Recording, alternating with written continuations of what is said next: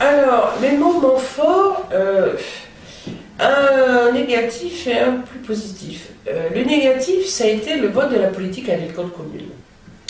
Parce que moi, je suis très consciente qu'il faut absolument aider, et on l'a vu par rapport au scandale de la viande de Spanghero, vous savez, où on avait changé une viande de bovin en viande de cheval dans des lasagnes.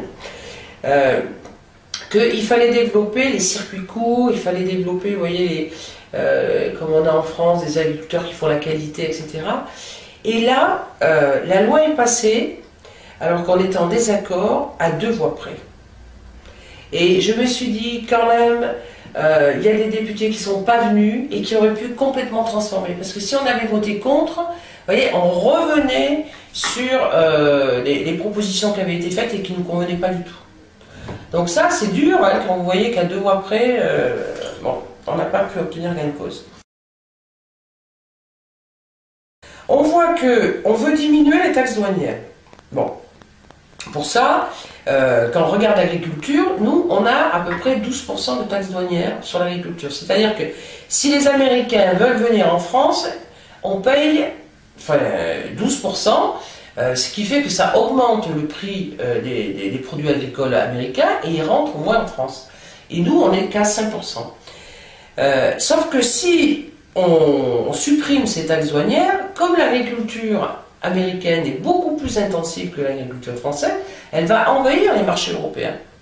Et en plus, alors ce qui est problématique, c'est que les normes américaines sont beaucoup plus laxistes que les normes françaises.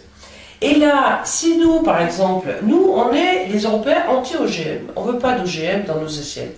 Les Américains, ils sont pro-OGM à fond. Donc ils vont dire, ah ben, votre réglementation européenne ne nous convient pas puisqu'on ne peut pas amener des produits tenant en compte des OGM. Donc ils ont prévu une espèce de cours interne qui va calculer le manque d'investissement, le manque de profit des entreprises par rapport à l'Europe dû justement à ces législations contraignantes. Et donc on va être obligé de payer.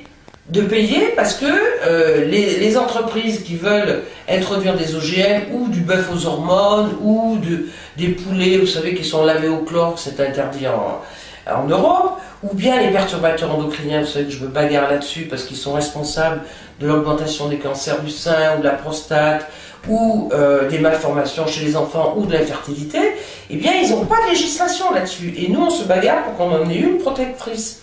Eh bien tous ces produits vont rentrer. Et puis, si l'Europe ne veut pas, eh bien, ils seront obligés de payer une indemnité conséquente parce que notre législation est plus protectrice. Donc pour moi, si on ne se bagarre pas contre ça, c'est la mort de l'Europe.